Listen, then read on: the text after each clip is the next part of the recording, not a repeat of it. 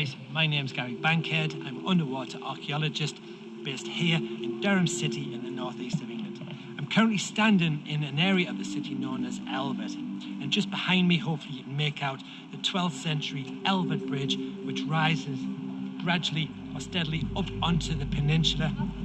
That was the city's second bridge, the first being Framwell Gate over the other side of the peninsula, and it would have been a major thoroughfare up onto the city, giving people access to the markets, to the castle, and perhaps just as importantly, the shrine of St Cuthbert located in Durham Cathedral just over there. So the buildings that are in this area, in this new borough of Elvet, the footprint of these buildings has remained pretty much in situ right the way through the 20th century. The Royal County Hotel behind me marks the spot of this line of tenements that were once known as North Row. Opposite them, the tenements on the other side were known as South Row. The Royal County comes to a sort of an abrupt stop just there, and there's a gap, a noticeable gap, before you see the Swan and Three Signets public house over the other side. And this gap here is where the Waterloo Hotel once stood. And if you recall that spoon that I found in the river, that is the location where it originally came from. Just running down there between the Swan and Three Signets and the bridge, the new bridge of Elvet, which is currently being repaired.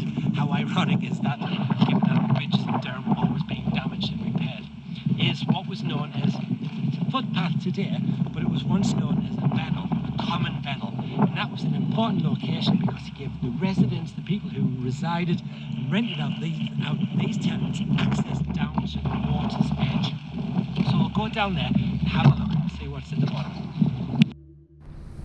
So although the modern day Swan and Three Signets public house is a relatively modern building, it was built sort of mid-19th century, it does stand on a really important spot. As you can see, it's at the bottom end of the new bridge at Elvet, a position or location that's literally 30 yards or so away from the River Wear.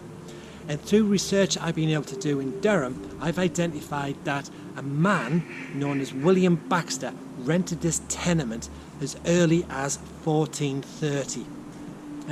And that man was recorded as being a tinctor, a dyer. And as you can imagine, if you were a dyer during that medieval period, late medieval period, you would need copious quantities of water, and dyers actually favoured river water. They would put that water in their vats, they would boil up their dye stuffs, put in their cloth, the big bolts of cloth that needed to be dyed, and then they would let them still steep for a couple of 24 hours. They would then take those really heavy bolts of wet cloth, put them on a cart, and people would, other dyers in the location would come down that common vennel, and they would pass through this arch of Elvet Bridge. The ground level then was much lower than what it is today. This has been significantly built up, and we know that through contemporary paintings that we have from the 18th and 19th century. And you would emerge into this area on the south side of the bridge. Behind me you can see sort of the tenements, the old remains of St Andrew's Chapel, which is built into that wall there. And the dyers themselves would be able to come down and gain access to the river just beneath Elvet Bridge. And bearing in mind this is the location I've been diving, and the location where I found many lead cloth seals. So if you recall, in an earlier episode we found this little cloth seal. This particular one's from Augsburg. You might make out the capital A there. So as the dyers waded into the river and unfurled their large bolts of cloth and let the current take it downstream, it would have unfurled and rinsed off the dye, and the rinsing action meant that these flimsily attached lead cloth seals simply fell off the cloth. And I come along 300, 400, 500 years later and find them in abundance at that spot just there. So as we emerge out onto the south side of Elvet Bridge, we get sight of a stone arch, which may be the only remaining part of Bishop Huda Pusset's original 12th century bridge. The other parts of the bridge being 13th and 14th century repairs. As late as 1771, the central arches of the bridge were significantly damaged by floodwater and they had to be rebuilt. The cutwaters at the bottom on the south side may be original 12th century as well, but we're not sure. So as we look above the stone arches, you can see some really weathered stonework up there, and that might be part of the original St Andrew's Chapel, built in 1280, and it stood all the way through to 1769, when effectively it collapsed. But for me that's really important, because given that I found so many pilgrim badges in the river here, were pilgrims who were en route to St Cuthbert's Shrine just a few hundred yards away on the peninsula buying souvenirs from the bridge, or did they already have them and did they pause at St Andrew's Chapel and for superstitious reasons threw them into the river? Both locations, the middle of the bridge and the chapel, are equidistant from the find spot, so it just adds to this huge this theory of why pilgrims were deliberately throwing objects into water for purely superstitious reasons as a thank offering. So in this dive I'm going to go in and fingers crossed find some more objects associated with pilgrimage to the shrine of St Cuthbert, and anything else. If I find some more lead cloth seals, that's going to really add to our knowledge as well. But also the dress accessories, anything that was small, that would have fell off the bridge from the booths and bothies from those temporary structures located on that bridge during that late medieval period when tens of thousands of people would cross that bridge on their way to the market. So let's see what we find on this dive, okay? So another early morning in May 2019, and here I am back underneath Elford Bridge, kitting up with my full sub-aqua diving equipment for what will be the third dive of the week. The sun has already climbed high enough that its rays should illuminate the riverbed, and that will help make the job of spotting objects so much easier. My 15 litre cylinder is full, and that will give me another 90 minutes dive time, and I'm already buoyed by the 2 successful dives that I've had earlier in the week. I can't wait to get back onto the trench, hopefully to discover yet more important small finds from that medieval lair that I've been excavating.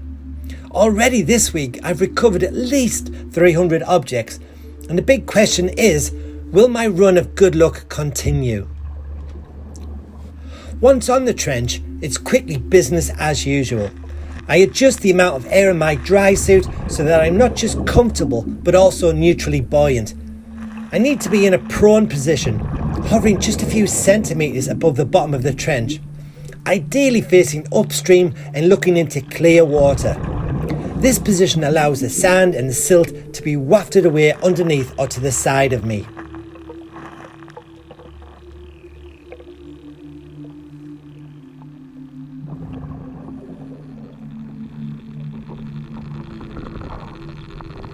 My fish friends are quick to welcome me back. It's almost as if they show me where to look to find the objects.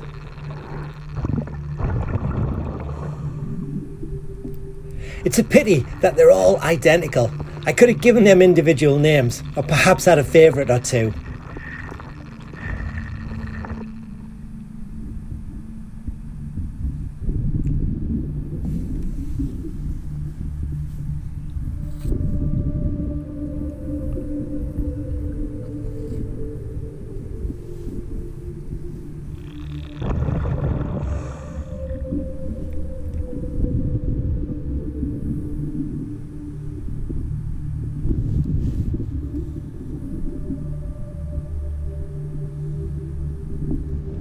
Now it doesn't take long to get back into the routine of finding them, and pretty soon my trusty glass jar is almost full.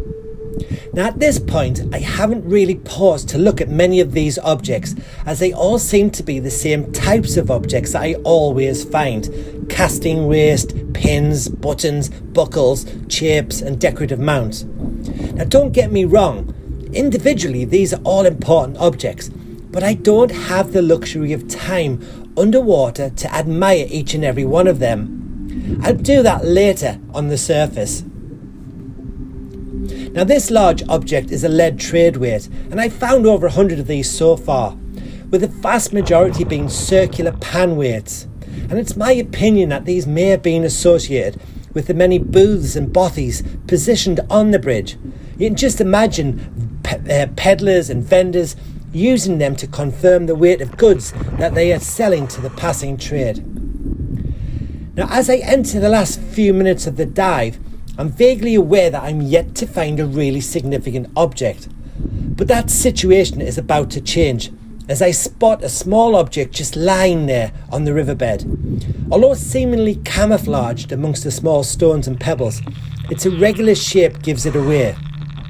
It's a small Corpus Christi figurine, and the fact that it looks to be made of pewter and that its form is typical of crucifixes used during that medieval period, it suggests that this is a significant object that could easily be 600 to 700 years old.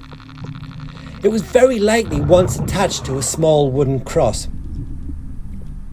Now this is another important small find associated with Christianity, and the fact that there is a significant late medieval shrine to an important northern saint just a couple of 100 metres away has to be more than a coincidence.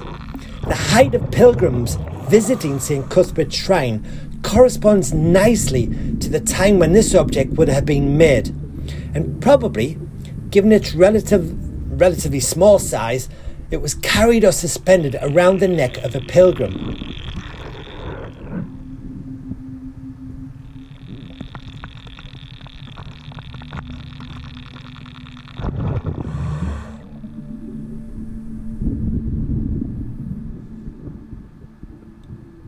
So now content that I have that important small find in my bag, I quickly pick up all of the other small finds that I can see, before then scooping all of the loose pebbles and stones into a bucket, which I then tip onto an adjacent flat bedrock. This makes it much easier to go through all of that detritus and pick out the small pins and any other objects that I may have missed.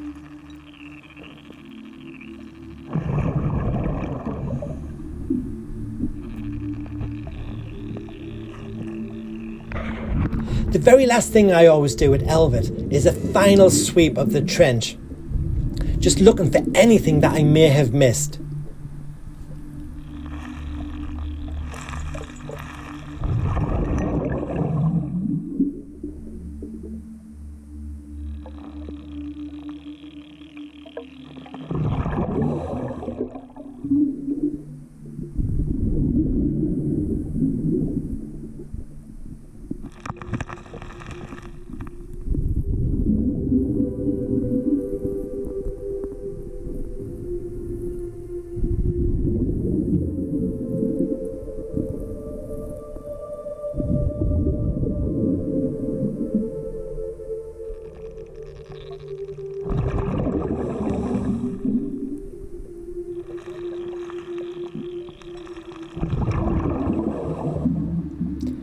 And on this occasion, I'm so glad that I did, as my fish friends lead me to a lovely hammered silver coin just lying there on the riverbed.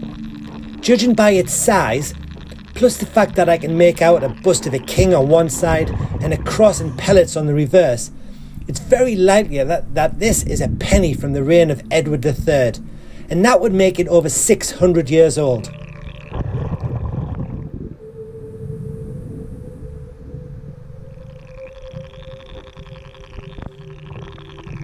And what a perfect end to the third dive of the week. And I can't wait to get home, get a shower, get a pot of tea and examine what I found.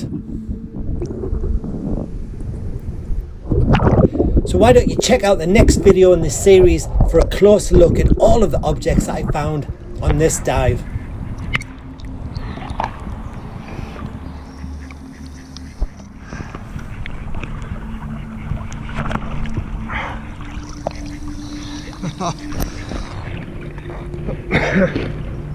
What an incredible dive. May 2019. Hammered silver.